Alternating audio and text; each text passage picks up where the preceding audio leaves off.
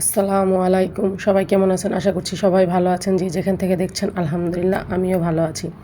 আজকে আমি আপনাদের হাঁস ভুনা করে দেখাবো। আমি যেভাবে রান্না করছি এভাবে যদি আপনারাও রান্না করেন আপনারাও পারফেক্টভাবে হাঁসটাকে ভুনা করতে পারবেন কোনো গন্ধ ছাড়াই। আমি এখানে হাঁসটাকে রান্না করার জন্য যা যা লাগবে সব উপকরণ আমি নিয়ে নিয়েছি। এখন আমি একটা ব্লেন্ডার জারে আমি পেস্ট করে নিব 2টো পেঁয়াজ, 6টা শুকনো মরিচ, 1 চামচ জিরা দিয়ে আমি এটাকে ভালোভাবে পেস্ট করে নিয়েছি। এখন আমি ধুয়ে রাখা হাঁসের সাথে পেস্টটাকে ভালোভাবে মিশিয়ে দিয়েছি। আর আমি এখানে আদা রসুন বাটা 3 চামচ, 2 চামচ হলুদের গুঁড়া, 2 চামচ মরিচের গুঁড়া, 2 চামচ ধনিয়ার গুঁড়া, 2 চামচ লবণ দিয়ে এটাকে ভালোভাবে মিশিয়ে নিব যেন মশলাটা মাংসের সাথে ভালোভাবে মিশে। আমি এটাকে ভালোভাবে মাখিয়ে 1 ঘন্টার জন্য রেস্টে রেখে দিব। এখন আমি একটা প্যানে সরিষার তেল দিব। সরিষার তেল দিলে রান্নাটা খুব মজা হবে, তাই আমি এখানে সরিষার তেলটা ইউজ করছি। তেলটা একটু কম ইউজ করবেন। আমি এখানে অল্প কিছু মশলা দিয়ে দিয়েছি। 6-7টা দারচিনি, 6টা এলাচ, 3টা তেজপাতা, 3-4টা লং দিয়ে আমি এটাকে হালকাভাবে একটু তেলে ভেজে নিব।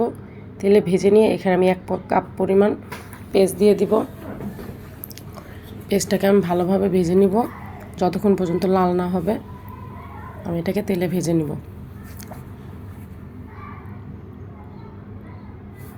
আমার পেস্টটা প্রায় ভাজা হয়ে গেছে, আমার পেস্টটা লাল লাল হয়ে গেছে। এখন আমি ম্যারিনেট করা যে হাঁসের মাংসটা সেটাকে আমি এখন প্যানে ঢেলে দিব।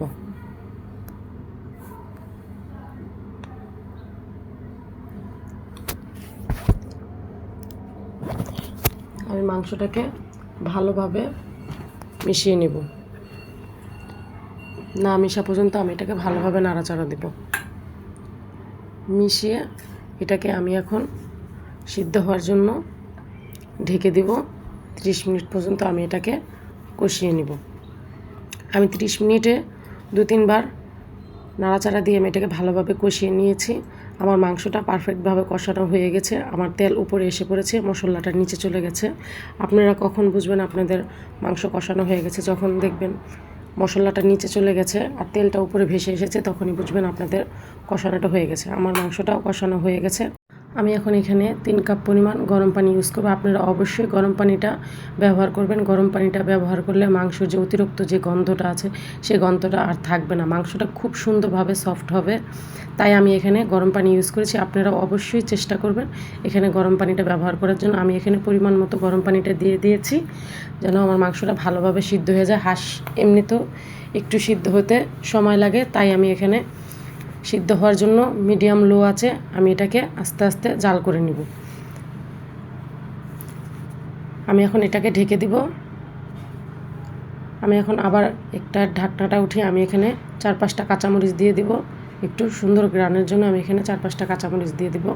আপনারা আপনাদের ইচ্ছা মতন দিবেন। আমি এখানে কাঁচামরিচ অ্যাড করা হয়ে গেছে। এখন আমি এটাকে ভালোভাবে নাড়াচাড়া দিয়ে আমি আবার এটাকে ঢাকনা দিয়ে ঢেকে রাখবো ভালোভাবে সিদ্ধ হওয়ার জন্য।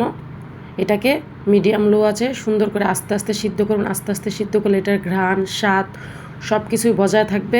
একদম পারফেক্টভাবে রান্না হবে, হাঁসের কোনো গন্ধ থাকবে না, খুব মজা হবে। আমি এখন এই পর্যায়ে এখানে 1 চামচ জিরার গুঁড়া অ্যাড করে দিব। আপনারা আপনাদের পছন্দ মতন জিরার গুঁড়াটা অ্যাড করবেন, পরিমাণ মতন দিয়ে দিবেন। আমি এখানে 1 চামচ জিরা দিয়ে দিয়েছি। এখন আমি এটাকে ভালোভাবে নাড়াচাড়া দিয়ে মিশিয়ে নিব। মিশিয়ে নিয়ে আমি এটাকে আবার চুলাতেই বসিয়ে রাখবো। আরও 10 মিনিটের মতো আমি এটাকে জাল করে নিব।